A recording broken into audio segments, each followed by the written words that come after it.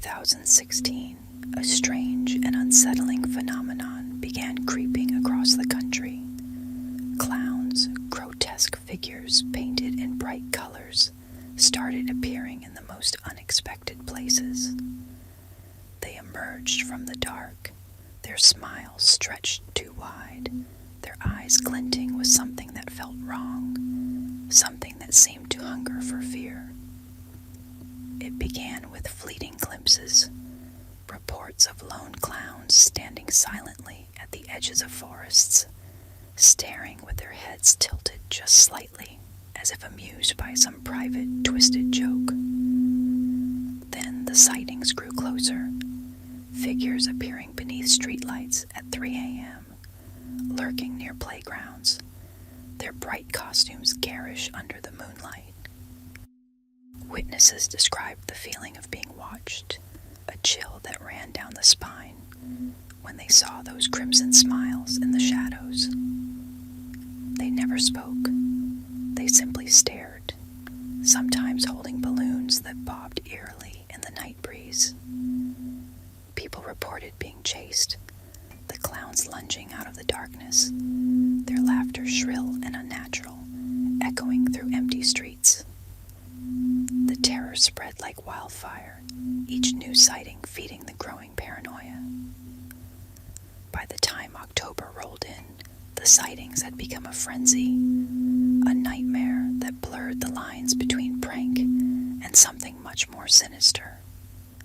The clowns were no longer just hiding in the dark.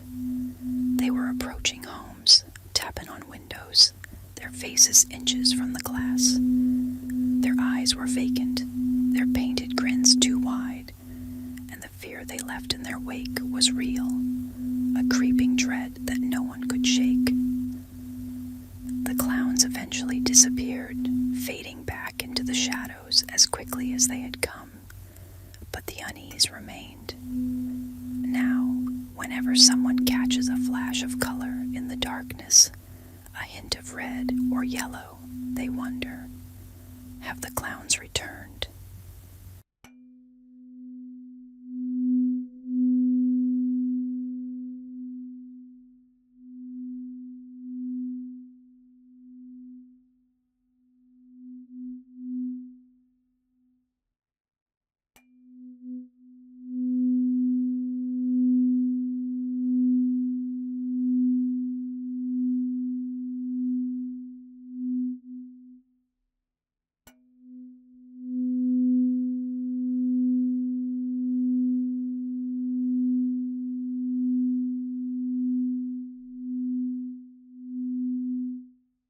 They say it happened on a calm, clear afternoon, an unsuspecting scuba diver plunging into the depths of a peaceful lake, unaware of the nightmare lurking above.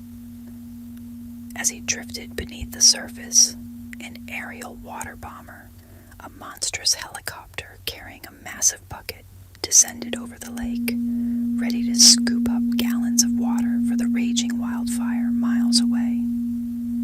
The diver never saw it coming. In a single moment, his tranquil underwater world turned into a chaotic torrent. The water bomber's bucket plunged down, capturing not only the lake's water, but also the diver, pulling him skyward with a force so brutal, he was stripped of breath and bearings. He was yanked into the open air, disoriented, tangled within a swirling mass of water that blinded and suffocated. Some say his screams were drowned out by the chopper's roar. Carried for miles, helpless, he was finally dumped, along with the payload, over the inferno. Firefighters on the ground watched in horror as not just water, but a twisted figure fell from the sky, crashing onto the burning earth. A scuba diver in full gear, limbs contorted in a final futile attempt at escape. The myth has been debunked, dismissed as impossible, a dark tale born from the fevered imaginations of those looking for thrills.